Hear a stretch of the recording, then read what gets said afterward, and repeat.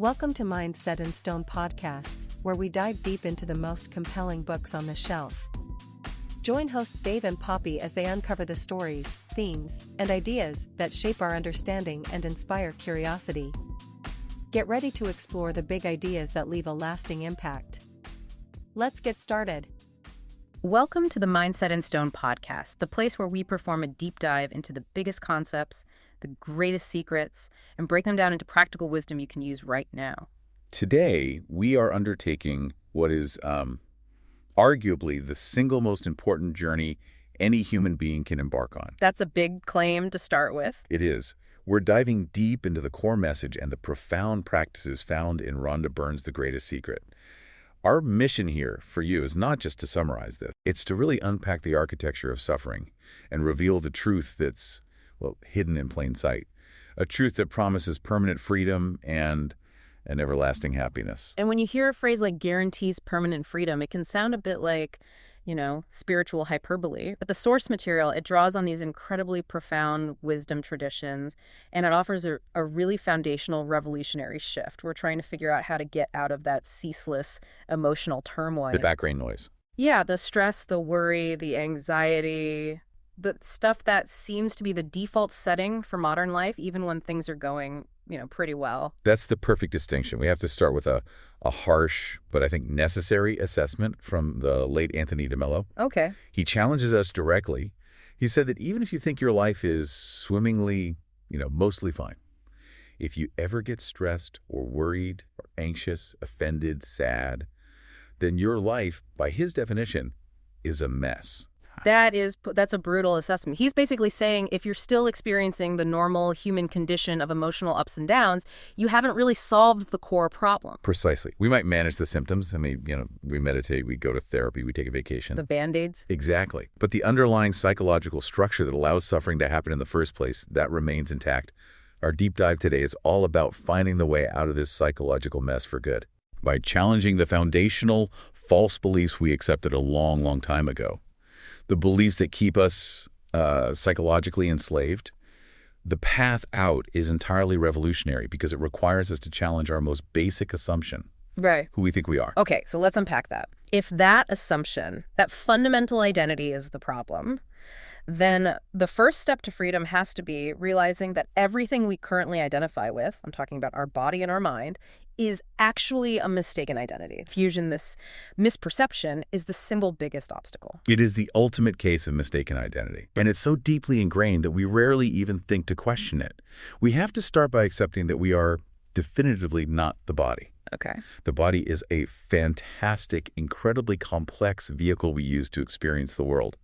It's the vessel, but it's not the awareness in the vessel. If you have a car, you do not say you are the car. Why then, if you have a body, do you say you are the body? I get the analogy, but what are the practical implications of that for someone listening? I mean, I live in this body. I feel everything through this body. Why is it so critical to separate from it? Because the moment you believe you are this material body, you inherit all of its limitations. I see. The body, being material, is temporary. It ages, it gets sick, and it has to end. So believing we are the body automatically creates humanity's biggest, most debilitating fear.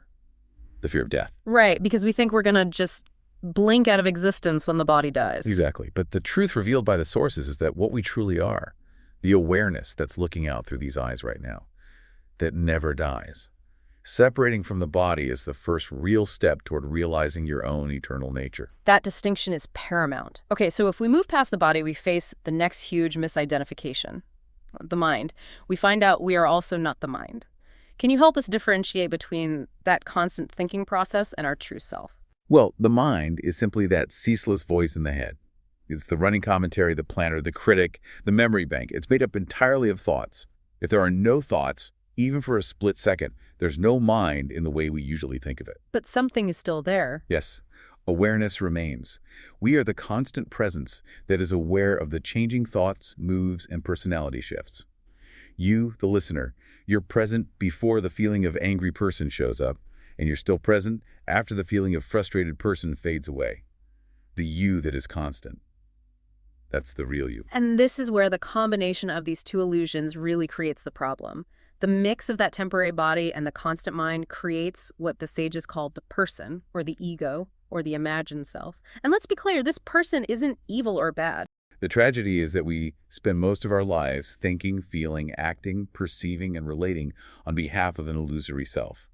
This illusory self is fundamentally defined by limitation and lack. It believes in not enough. Not enough money, not enough time, not enough love, not enough health. It's a self-perpetuating cycle of inadequacy. So we become, as the book puts it, big pretenders. We're constantly practicing being small through these limited thoughts like, oh, I'm too tired, or I'm not good enough, or I don't deserve that. Every single moment we spend thinking about me and my problems, we're just reinforcing the limited temporary status of this person. And that contrast is the great medicine we're here to explore. The person is temporary, vulnerable, subject to instability, sickness, and fear. The real you, however, is permanent and unlimited. It is constant peace, constant happiness, untouched by aging or sickness. This distinction is the one medicine for everything. It's about building your psychological house on rock, because anything built on the sand of the illusory person is, well, it's inherently unstable. So the entire search for happiness, it just ends the moment we realize who we truly are. But this idea of the true self, it can feel so abstract. The source material says this truth is hidden in plain sight, even closer than our own breath. Why is it so hard to see? Because we're looking through the lens of the person, we're always focused on the details, on the content. It's a perceptual trick. Think of Robin's famous vase faces picture. The two faces or the vase? Right. When you focus on the black figures, the thoughts, the body, the drama of your life, you can't see the white vase, which is awareness. You have to slightly shift your perspective, your gaze, to stop focusing on the content and just see the background. So if we're not the body and not the mind, then the core question is still there. Who are we? The book asks us to just, for a moment, take away everything we can imagine. The body, our name, our life story, memory, beliefs, all the thoughts. What's left? What's left is simply awareness. Awareness is the core realization. It's the fundamental stuff of existence, and yet it's utterly simple. It's the background, kind of like the white paper that the words are written on. We spend our entire lives focused on the words, the content of the mind and body, but the paper, the awareness, is always present, and it's completely unchanged by whatever is written on it. I like that analogy, the white paper. So awareness is the space in which everything appears. It's the one looking out through your eyes, hearing through your ears. Exactly. It's the most obvious element of our experience because without it, there is no experience.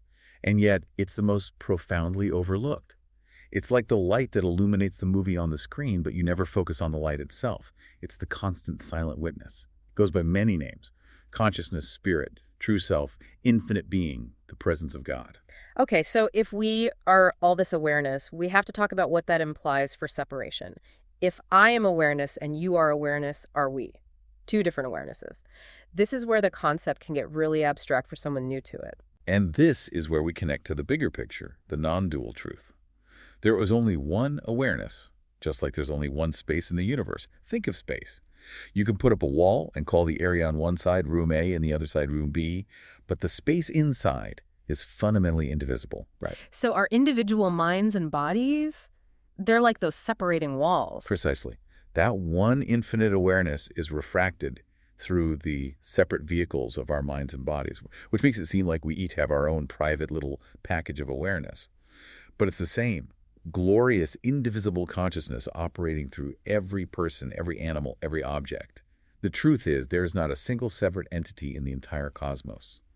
This is the profound, literal truth of we are one. To make that practical, would it be like electricity powering 1,000 different appliances? A blender is different from a lamp, but the current that's powering both of them is identical. That's a powerful analogy. The current, the power source, that's the single awareness, the appliance, the body and mind. It's just the temporary form it takes. And because awareness is boundless, it can't be contained in the body. Trying to contain awareness in a body is like trying to contain the entire ocean in a teacup. All bodies, all planets, all universes are in awareness. So let's talk about the benefit of realizing this. This is so important because listeners need to know why this metaphysical discussion actually matters for them on, a Tuesday morning.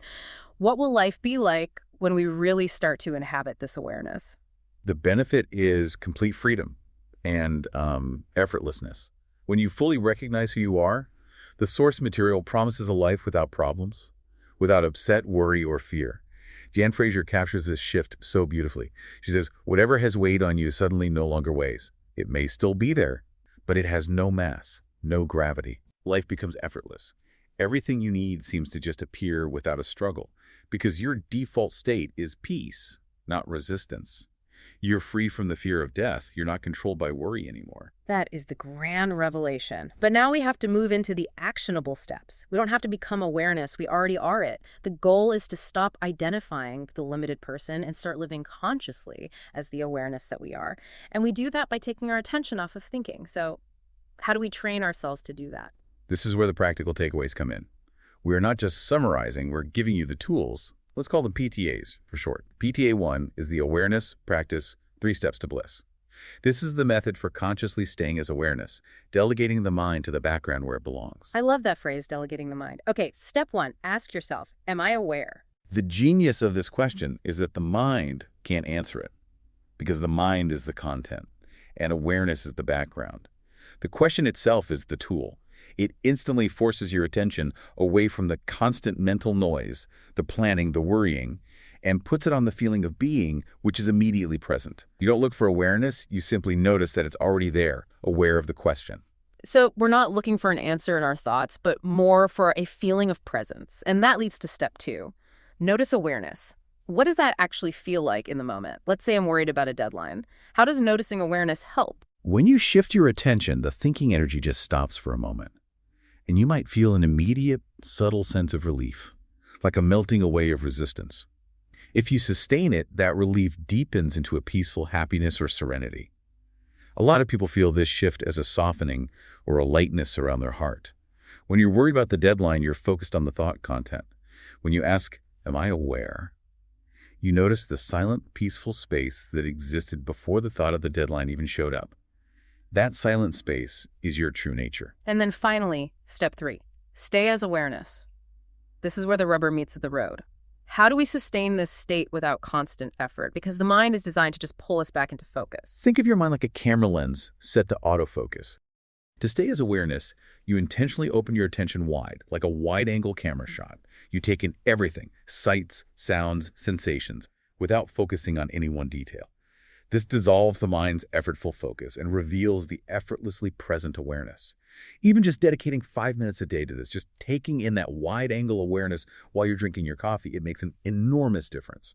Okay, moving on to PTA 2, releasing negative thoughts. If we are awareness, the mind isn't a dictator. How does this shift affect our relationship with all that negative noise? Well, the first realization is that the mind is a marvelous instrument. It's a tool for communication, planning, creativity. It's meant to order what you want. But we mistakenly treat it as our psychoanalyst or our therapist. We believe all its catastrophic stories and its endless analyses. We're listening to a tool that is highly biased, rooted in past conditioning and fear. And this is where suffering starts, because we believe the stories the mind tells us. Most people think negative situations come from outside, from a rude person, a bad economy, an unfortunate event. But Shakespeare summed up this non-dual view centuries ago. There is nothing either good or bad, but thinking makes it so. The external event is neutral. It's our thoughts about the event, our interpretation, our judgment, our resistance that cause the negativity, not the event itself. Thoughts are just mental noise, these fleeting streams of energy, but they solidify into reality when we identify with them and believe them. If you're feeling stress, it's because you are lending your infinite power to a temporary, limited negative thought. So freedom comes when we just observe those thoughts, like watching clouds pass by rather than jumping on one and riding it down the rabbit hole. We don't suppress the thought, we just refuse to be captured by it. If you want a positive, happy life, you have to stop identifying with the negative noise. You, as awareness, have the power of choice over where you place your attention. The moment you place your attention on a negative thought, you feed it life and power. The moment you just observe it, it loses its grip. Let's talk about the sharpest edge of this philosophy. Suffering. The source material highlights this greatest tragedy, that suffering is optional. That is a huge claim. How can we possibly say suffering is optional when there's real pain in the world? Because we have to distinguish between pain and suffering. Pain is inevitable. It's a signal from the body. Suffering, however, is the psychological layer we add on top of pain. Suffering is entirely self-imposed. It's caused by one critical action, believing negative thoughts and, even more fundamentally, resisting what is. The root of all psychological suffering is the single thought, I don't like this. Which is just pure resistance to the reality of the present moment. It is. And this brings us to the stance of awareness, which is acceptance. If the mind's default setting is no, awareness's default is yes to everything. But doesn't acceptance mean passivity? If I accept that the world has problems, doesn't that stop me from acting to fix them? This is a point of friction for a lot of listeners. That's a brilliant and necessary question. Acceptance does not mean complacency. It means radical acceptance of the present moment exactly as it is, which frees up your energy to take non-resistant action toward a desired future. Resistance holds what you don't want to you. It makes the negative emotion persist. Byron Katie said, "It hurts when I argue with reality." So true. Acceptance allows the situation to pass or dissolve or change because you stop fighting it. Once you stop resisting, you can act clearly, without all the baggage of worry or anger fueling your action. So acceptance is actually a prerequisite for powerful action. Now, to instantly end that resistance when suffering shows up, we turn to PTA 3, the suffering question. We mistake ourselves for the one who is suffering. Yes, when in fact we're just the one aware of the suffering. This is the moment-to-moment surgical tool for immediate relief. You have to stop and ask yourself this question. Am I the one suffering, or am I the one that is aware of the suffering? The power in that question is immense. The moment you realize that you are the unchanging awareness observing the changing feeling of sadness or frustration, the self-imposed misery just ends immediately. You are not the sadness. Sadness is an experience you are aware of. It's a piece of mental content, not your fundamental identity. Don't let a temporary painful feeling shrink you down to the size of a limited person when you are the infinite being. You are the sky. The sadness is just a cloud passing through. The sky remains untouched. This awareness creates distance, and that distance is freedom. Let's connect this profound realization of awareness to the concept of reality itself. We talked about this life being a dream illusion or a lucid dream that our consciousness is producing. For the listener who's new to this, how do we make this ancient wisdom feel grounded and accessible instead of just abstract philosophy? We can ground it by looking at our own experience. We assume this waking state is the ultimate reality, but modern science, especially quantum physics, suggests reality is far less solid than it appears. The world seems solid because we are so fully identified with the dream character, the person. We're like a character in a high-definition video game who believes the pixels are real walls. That's a great way to put it. The character assumes they're wide awake, not realizing their entire existence depends on the consciousness that's playing the game. So recognizing it's a dream doesn't mean we become reckless. It just means we stop taking the dream drama so seriously. If you realize the monster under the bed is just part of your dream, you stop being scared of it. Precisely. And that recognition helps us reclaim control over our emotional state within the dream. This connects directly to PTA 4, welcoming negative feelings. If we're constantly resisting the dream, we're expending massive amounts of energy. Negative feelings, we learn, are just trapped energy from suppressed emotions, often starting in childhood. We spend enormous amounts of effort fighting them, repressing them, judging them. That resistance is what keeps us miserable and exhausted. We're exhausted because we're constantly fighting our true nature, which is unlimited awareness. The trick is to stop fighting the feeling when it appears. Allow the feeling to be fully present without resisting it or pushing it away or labeling it as bad. Okay, so if I fully allow extreme anger or fear to be present without judgment, what happens? Physically and psychologically. Doesn't that risk amplifying the feeling? It does the opposite. Resistance fuels the feeling. Welcoming it drains it of power.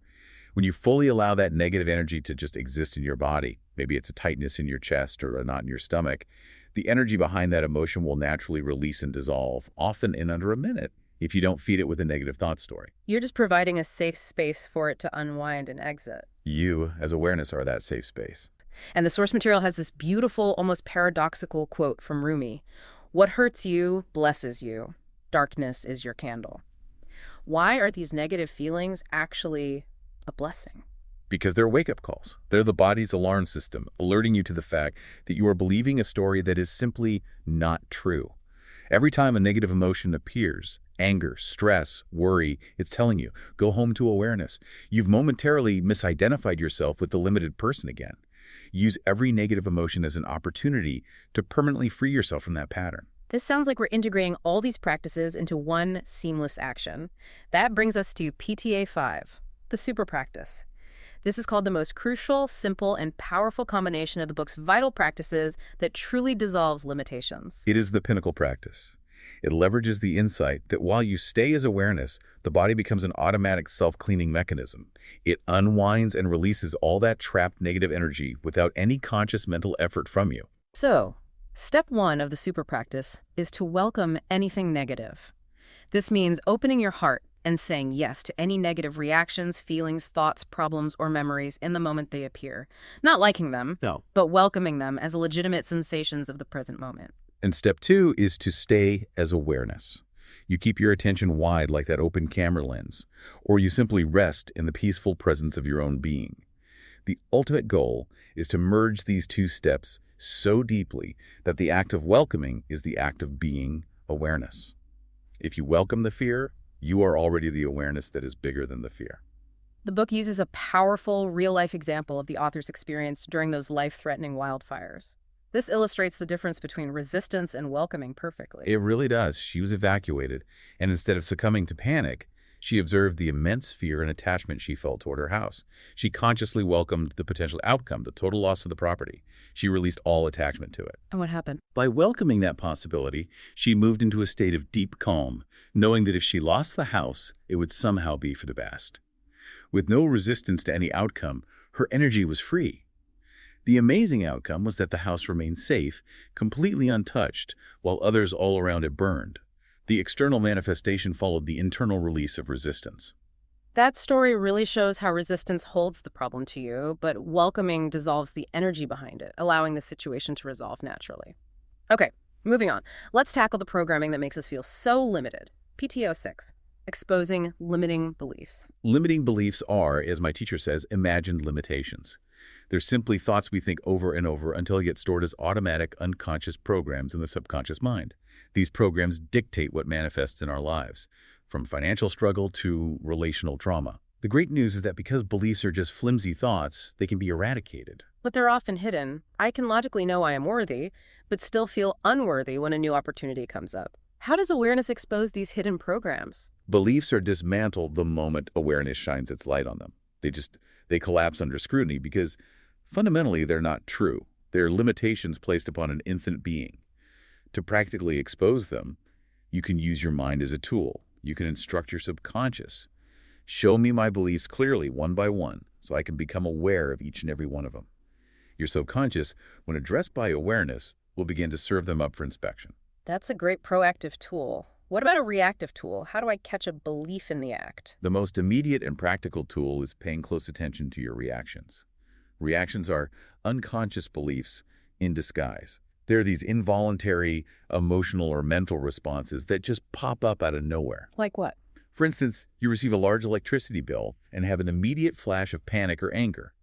That reaction exposes an underlying belief in the lack of money, or a belief that money is difficult to acquire. I see. So the reaction is the smoke and the belief is the fire. By noticing the reaction, just observing that flash of panic, rather than identifying with it, you take the power out of the underlying program. Absolutely.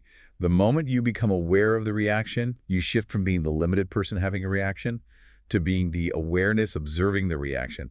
That separation is the dissolving acid for the belief. Finally, let's discuss PTA 7.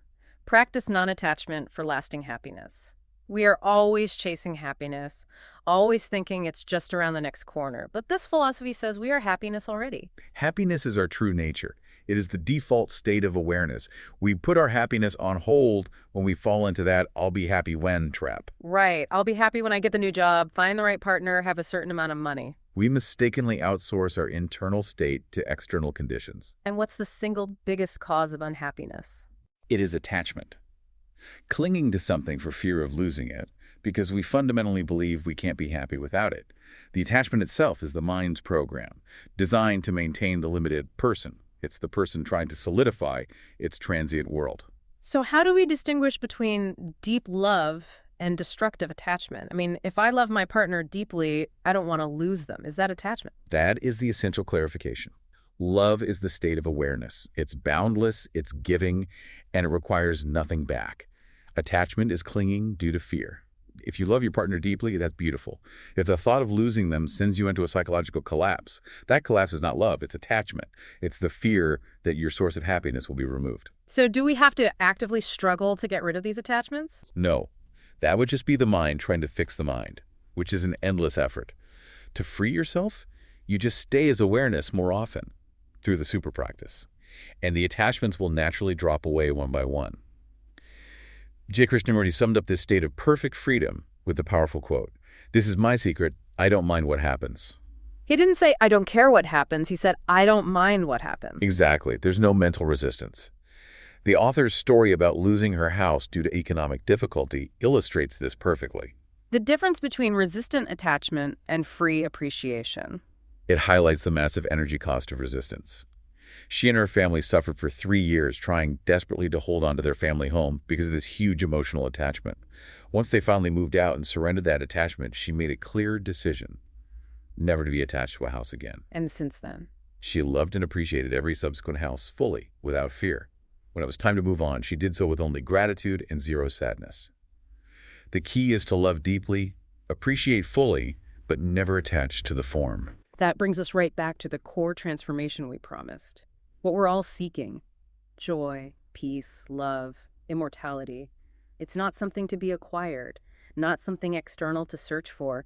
It's something to be realized as already present within us, right here, right now. When you fully live as awareness, everything just falls into place effortlessly. Life becomes light and full of laughter.